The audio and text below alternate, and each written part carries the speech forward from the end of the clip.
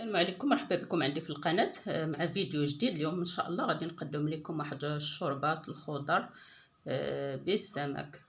فهاد الشوربه لايقه لهاد فصل الشتاء، فيها خضروات ديال فصل الشتاء وخدامه حتى لرمضان. دابا ان شاء الله حنا على ابواب رمضان المبارك الكريم، الله يدخلوا علينا وعليكم بالصحه والسلامه. اللهم بلغنا رمضان غير فاقدين ولا مفقودين، وارزقنا ان شاء الله اجره وثوابه، واعف عنا واغفر لنا وارحمنا. بون على بركه الله ندوزو المقادير. فهاد الشوربه كي قلت لكم ديال هاد الموسم، عندنا الجزر، عندنا اللفت الابيض والاصفر مخلطين بجوج، عندنا البطاطس الحلوه، عندنا البصل والثوم. البصل عندنا هذاك البصل ديال الكركوبه ديك الحمراء، البصله الحمراء، عندنا البصله الخضاريه، وعندنا شويه د البورو وشويه واحد جوج تومات. على بركه الله نبداو. عندنا طبعا القزبر والكرافس، عندي شويه ديال السمك ابيض وورقه سيدنا موسى.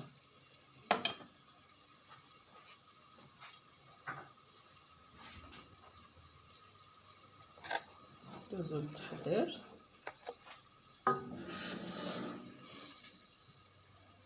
بسم الله.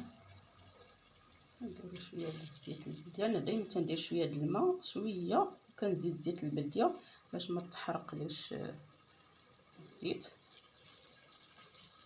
باش حتى الخضر ولا البصله ولا الرميتي ما يتحرقش.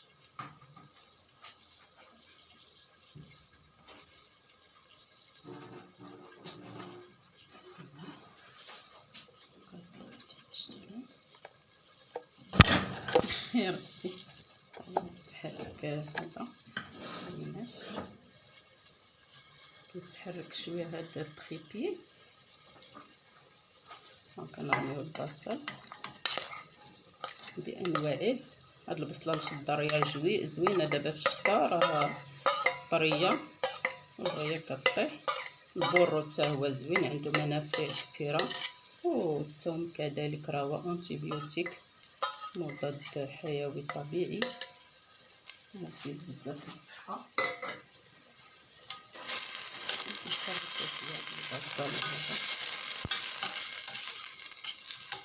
استمر هذا التحريك شي شويه، نقصو البصل باش ما تحرقش لينا، نقصو شويه باش ما تحرقش البصله.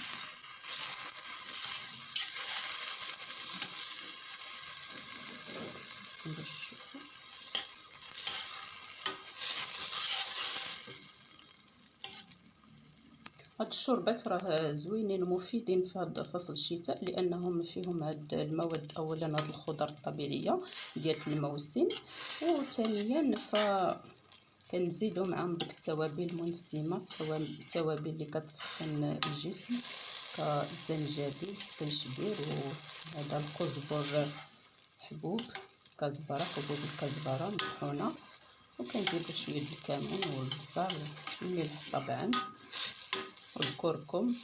وكيبقى اللي بغى يزيد شي حاجه من التوابل، كل واحد على حسب الذوق ديالو. كاين اللي كيزيد الكبار، كاين اللي كيزيد هذا سميتو توابل، هذا حب رشاد. يعني يمكن لك تزيد اي حاجه، مي على حساب ما تكثروش عاوتاني التوابل. كتبقى مساله اختيار وذوق. دونك ما نخليوش هادي ثاني تحرق، لحقاش في الشوربه غادي تطيح دغيا.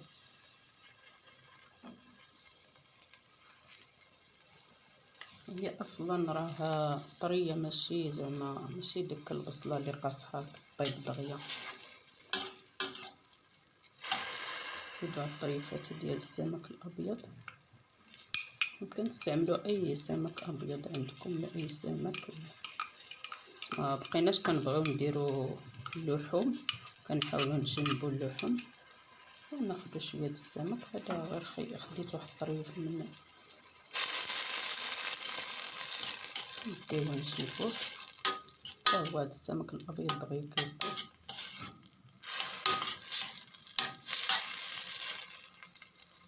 ندير واحد معلقه خشبيه، ما عرفت فين مشات هذه، كدير الصباع بزاف. نديرو القدر الرند، كنبداو نجيبو شويه هكا. هاد الشوربات راهم قلنا مزيانين مفيدين حتى في الريجيم وداكشي د الدايت وداكشي، لحقاش كتفيد الجسم، مفيده للجسم، تتسخننا في هاد فصل الشتاء. وحتى مع رمضان خصنا نتناولوا هادو سوبات شوربات هكا بالخضر، ما نكثروش الماكله بزاف باش نستافدوا من المزيه ديال رمضان راه فرضوا علينا سيدي ربي سبحانه وتعالى باش نستافدوا ونقيو الجسم ديالنا، يعني نقصوا الماكله ونقيو الجسم ديالنا ويتخلص من داك السموم اللي تراكمات طول العام، وتكون الصحه مزيانه احسن، ماشي باش ناكلوا بزاف. كاين اللي حيت زعما صام النهار الليل كيبقى يغرق داكشي ما خدامش. نزيد شويه ديال الماء،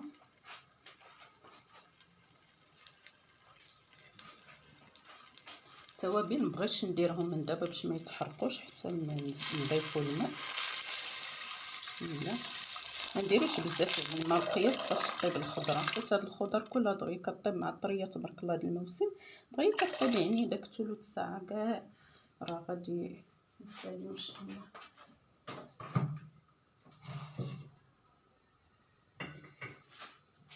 انا على فكره وليت عاشقه للشوربات، زوينين وخفيفين سيرتو في المساء. ممكن نرمي الجزر. انا درت قياس زلافه هادو راه غير جوج ولا مع 3 ديال الجزرات صغارين شويه تبارك الله كيعطيو. ندير لينا نسالينا بهم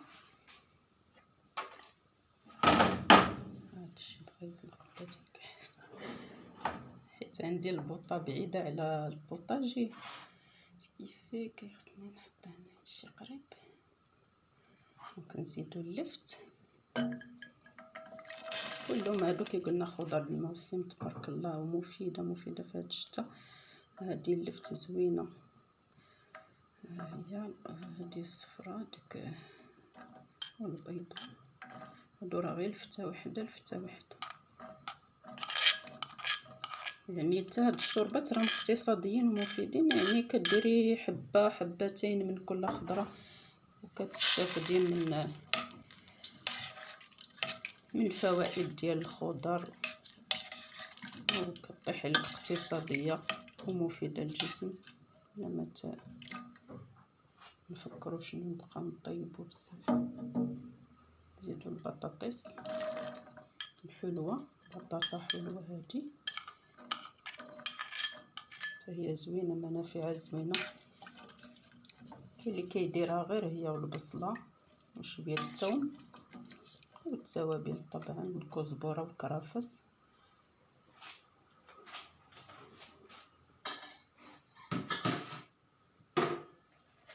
دابا نطلعوا شويه النار باش تنضج لينا، نقص قبيله على البصل باش ما تحرقش.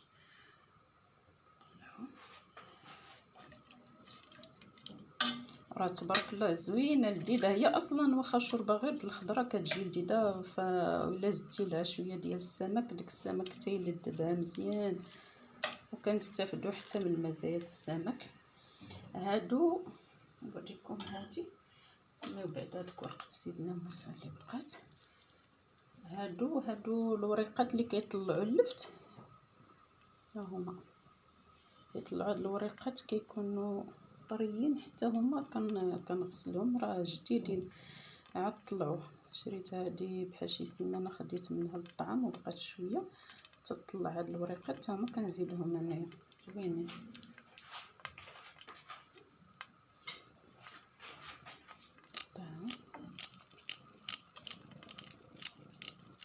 كاع داكشي اللي كينبت جديد وطري، ماشي خضره ولا، راه حتى هو كيكون عنده فائده كثيره.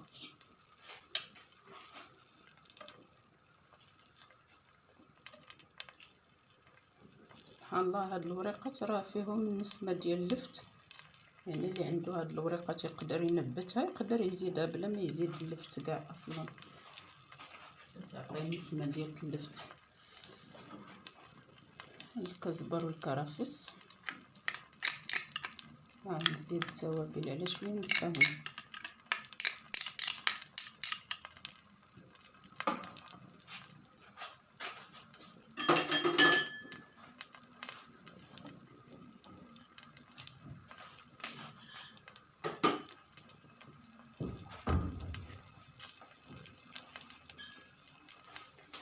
توابل انا عندي هنايا، عندي الملح، ما هو الملح،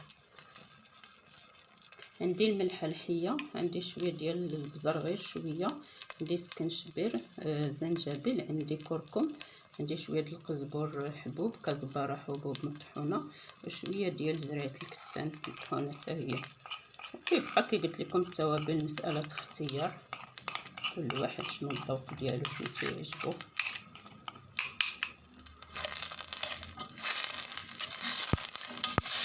صافي نحركو شويه باش تنسجم العناصر.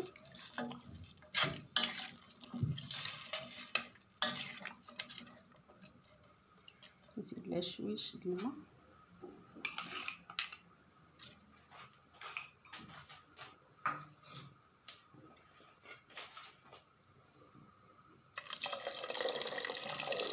طيب على خطرة.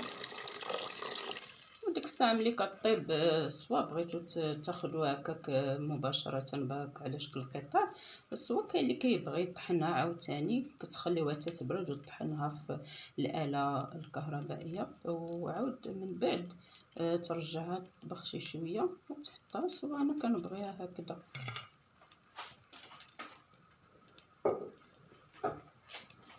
صافي نخليوها هكذايا. صافي راه شويه قلت لكم واحد ثلث ساعه هذا ان شاء الله صافي طيب.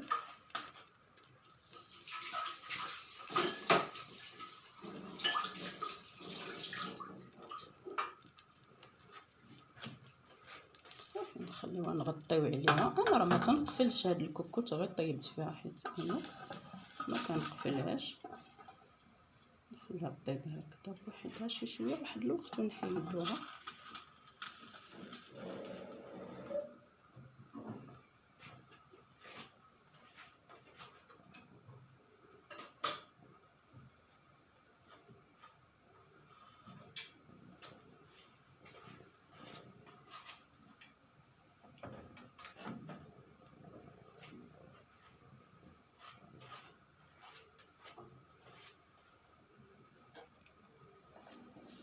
هذا هو الشكل النهائي ديال بعد ما طابت لينا الشوربه. هذا هو الشكل النهائي ديالها.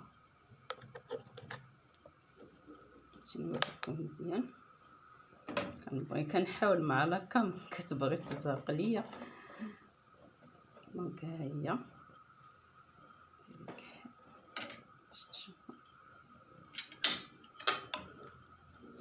هي ديك الطريفات ديال الحوت ديال السمك ها هما، الجزر وداكشي. هي طيبه كنقدموها مرفوقه مع شويه ديال التمر، بالاخص في رمضان. وهذا الوقت شحال الناس كيصوموا مع هاد العواشر كنقدموها هكا مع التمر.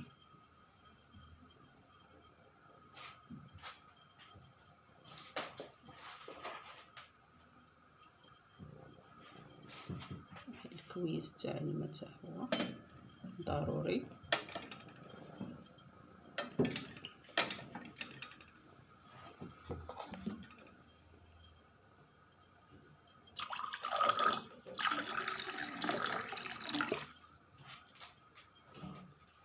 فهذه وجبة كاملة متكاملة لشهر الصيام، يعني تفطروا بها بعدايا، يعني شوربة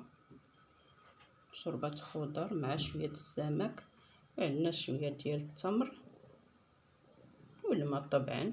فكنقسموا الصيام ديالنا، طبعا كنقسموا الصيام بالتمر والماء.